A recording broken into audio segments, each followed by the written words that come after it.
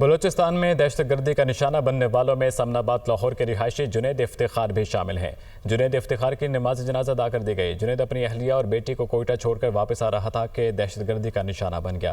تفصیل مبین حیدر کی رپورٹ میں۔ بلوچستان میں 9 پنجابی قتل کر دیے گئے، جہاں بحق مسافروں کا تعلق پنجاب کے مختلف علاقوں سے تھا۔ دہشت گرد حملے کے شہداء میں سمناباد لاہور سے تعلق رکھنے والے 32 سالہ جنید افتخار کی نماز جنازہ جونیئر ماڈل سکول چھپر سٹاپ میں ادا کر دی گئی۔ اہل خانہ سمیت اہل علاقہ کی بڑی تعداد نماز جنازہ میں شریک ہوئی۔ شہید جنید لاہور میں جوتوں کے کارخانے میں کام کرتا تھا۔ شہید کے والد افتخار کا کہنا تھا کہ جنید اپنی بیوی اور بیٹی کو سسرال کوئٹہ چھوڑ کر واپس آ رہا تھا کہ دہشت گردی کا نشانہ بن گیا۔ پاکستان سے دہشت گردی کا خاتمہ چاہتے ہیں تاکہ کسی بے گناہ کی جان نہ جائے۔ جن میں میرا بیٹا بھی تھا، تو مجھے میرے بیٹے کی اطلاع تو نہیں مل سکی، لیکن صبح جب ٹی وی دیکھا تو مجھے پتہ چلا، تو پھر میں نے رابطہ کیا اپنے بیٹے کو، فون کرتا رہا، فون اس کا بند تھا۔ پھر میں نے کوئٹہ اپنے سسرالیوں کو کیا بیٹے کے، تو وہاں سے پتہ چلا کہ کل شام وہ نکل گیا بس کے ذریعے۔ تو مجھے یقین ہو گیا، پھر میں نے گورنمنٹ کے ڈی سی او سے رابطہ کیا، انہوں نے آگے نمبر دیا، لورا لائی کا نمبر ملا، وہاں سے پتہ چلا۔ پھر واقعہ لورا لائی اور موسیٰ خیل کے درمیان شاہراہ پر پیش آیا۔ مسافروں کو شناختی کارڈ دیکھ کر گولیاں ماری گئیں۔ بلوچستان میں شہید محمد بلال کی نماز جنازہ ٹکیا بائی علاقے میں ادا کر دی گئی۔ نماز جنازہ میں شہریوں کی بڑی تعداد میں شرکت۔ علاقے کی فضا سوگوار۔ دہشت گردوں نے بلال کو بس سے اتار کر قتل کر دیا تھا۔ بلوچستان میں شہید محمد بلال کی نماز جنازہ اٹکیا بائی علاقے میں ادا۔ نماز جنازہ میں شہریوں کی بڑی تعداد میں شرکت۔ فضا سوگوار ہو گئی۔ دہشت گردوں نے بلال کو بس سے اتار کر قتل کر دیا تھا۔ ترجمان بلوچستان حکومت شاہد رند کہتے ہیں تمام ادارے دہشت گردی کے خلاف ایک پیج پر ہیں اور مل کر فیصلے کر رہے ہیں۔ ٹونائٹ وسط سمناباد میں گفتگو کرتے ہوئے شاہد رند کا کہنا تھا کہ روزانہ کی بنیاد پر آپریشنز ہو رہے ہیں۔ ماضی کے برعکس بلوچستان حکومت اونرشپ لے رہی ہے۔ ماضی میں یا جو بھی حکومتیں رہیں ان کی ایک اپروچ رہی ہے کہ یہ جو دہشت گردی کے خلاف جنگ ہے یہ قانون نافذ کرنے والے اداروں، سیکیورٹی فورسز اور دہشت گردوں کے درمیان ہے، لیکن موجودہ جو صوبائی حکومت ہے اس کی اپروچ اس سے بالکل مختلف ہے۔ وزیر اعلیٰ بلوچستان سرفراز بگٹی ڈے ون سے اس بات پہ بہت کلیئر ہیں کہ دہشت گردی کے خلاف جو یہ جنگ ہے ہول آف دا نیشن اور whole of the institution approach کے ساتھ ہمیں لڑنا ہوگا اور پولیٹیکل گورنمنٹ اسے لیڈ کرے گی۔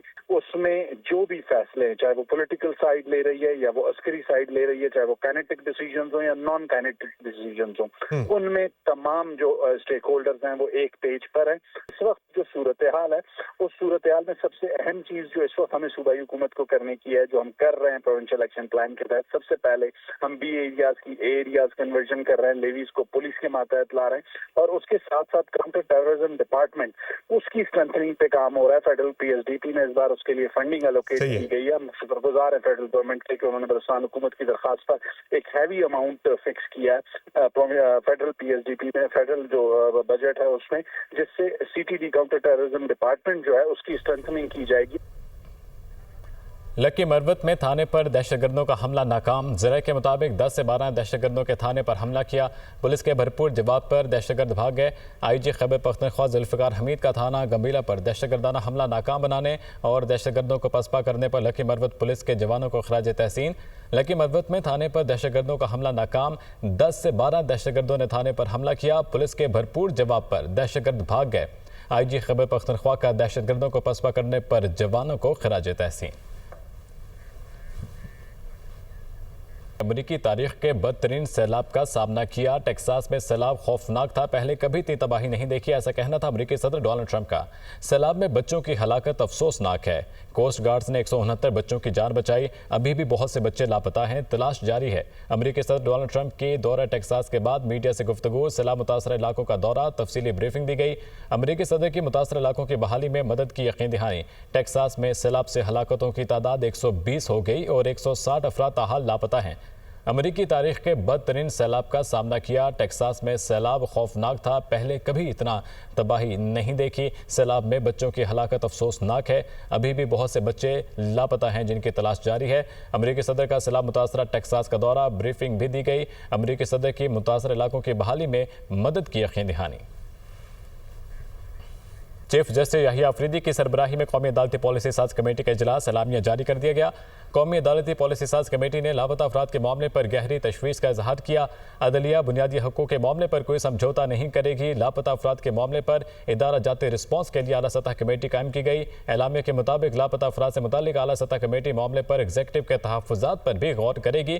کمیٹی اجلاس میں جوڈیشل افسران کو بیرونی مداخلے سے تحفظ فراہم کرنے کا فیصلہ۔ ہائی کورٹس میں جوڈیشل افسران کو بیرونی مداخلے سے تحفظ کے ڈھانچے کا قیام عمل میں لایا جائے گا۔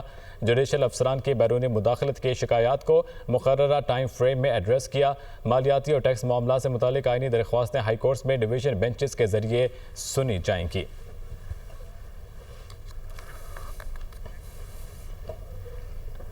کراچی کے علاقے ڈیفنس فیز 6 میں اداکارہ حمیرہ اصغر کی پوسٹ مارٹم رپورٹ میں سامنے آ گئی۔ رپورٹ کے مطابق حمیرہ اصغر کے جسم کی کوئی ہڈی ٹوٹی نہیں تھی۔ کراچی سے مزید تفصیل اس رپورٹ میں۔ اداکارہ حمیرہ اصغر کی لاش ملنے کا معاملہ۔ کراچی کے علاقے ڈیفنس فیز 6 کے فلیٹ سے مردہ حالت میں ملنے والی اداکارہ حمیرہ اصغر کی ابتدائی پوسٹ مارٹم رپورٹ منظر عام پر آ گئی۔ پوسٹ مارٹم رپورٹ کے مطابق اداکارہ کی لاش 8 سے 10 ماہ پرانی نکلی۔ اداکارہ کے جسم کی کوئی ہڈی ٹوٹی ہوئی نہیں پائی گئی۔ رپورٹ میں یہ بات بھی سامنے آئی کہ لاش ڈی کمپوز کے بالکل آخری سٹیج پر تھی۔ پولیس حکام کے مطابق خاتون فلیٹ میں 7 سال سے اکیلی رہ رہی تھی۔ کراچی کے فلیٹ میں مردہ پائی گئی اداکارہ حمیرہ اصغر کی ماڈل ٹاؤن لاہور میں تدفین۔ اداکارہ کی نماز جنازہ میں والد اور دیگر رشتہ داروں کی شرکت۔ حمیرہ کے بھائی نوید اصغر کا کہنا ہے کہ یہ کہنا بالکل غلط ہے کہ ہم نے حمیرہ کی میت کو قبول نہیں کیا۔ کراچی میں ڈیفنس کے فلیٹ میں مردہ پائی جانے والی اداکارہ حمیرہ اصغر ماڈل ٹاؤن لاہور کے قبرستان میں سپرد خاک۔ اداکارہ حمیرہ اصغر کی نماز جنازے میں مرحومہ کے بھائی، والد اور دیگر رشتہ داروں نے شرکت کی۔ اداکارہ حمیرہ اصغر کے بھائی نوید اصغر نے تدفین کے وقت میڈیا سے گفتگو میں کہا کہ یہ کہنا بالکل غلط ہے کہ ہم نے حمیرہ کی میت کو قبول نہیں کیا۔ ہم سب یہاں حمیرہ کی تدفین کے لیے آئے ہیں۔ فرسٹ آف آل ایکسیپٹ کرنے والی 110% غلط ہے بات، ٹھیک ہے۔ سیکنڈ ون، باقی کل میں نے سارا کچھ بریف کر دیا آپ لوگوں کو۔ فردر جو ہے جو میڈیکل رپورٹس آئیں گی اس کے مطابق جو ہے نا جو بھی آگے کارروائی ہوگی اس کو ہم لے کے چلیں گے۔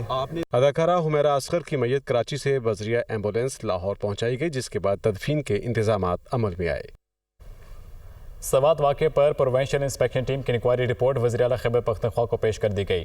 63 صفحات پر مشتمل انکوائری رپورٹ میں ایسے واقعات سے نمٹنے کے لیے نظام میں موجود خامیوں اور کوتاہیوں کی نشاندہی کو دور کرنے، فرائض سے غفلت کے مرتکب سرکاری اہلکاروں اور افسران کی نشاندہی سمیت متعلقہ محکموں کو ذمہ دار ٹھہرایا گیا ہے۔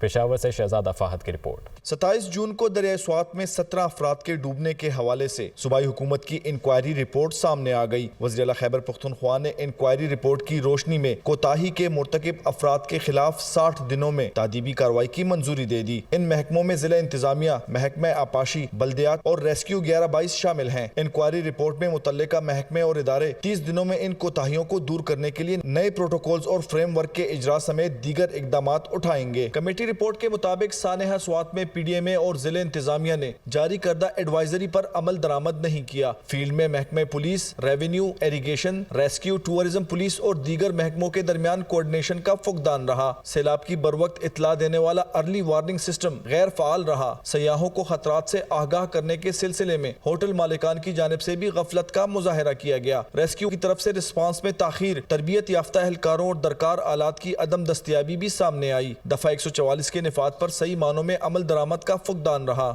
رپورٹ کے مطابق سانحہ کے فوری بعد صوبے بھر میں دریاؤں کے کنارے تجاوزات کے خلاف بلا امتیاز آپریشن شروع کیا گیا۔ گزشتہ 10 دنوں کے اندر 127 غیر قانونی عمارتوں کو سیل کیا گیا۔ 682 کنال رقبے پر بنے تعمیرات کی تجاوزات کو مسمار کیا گیا۔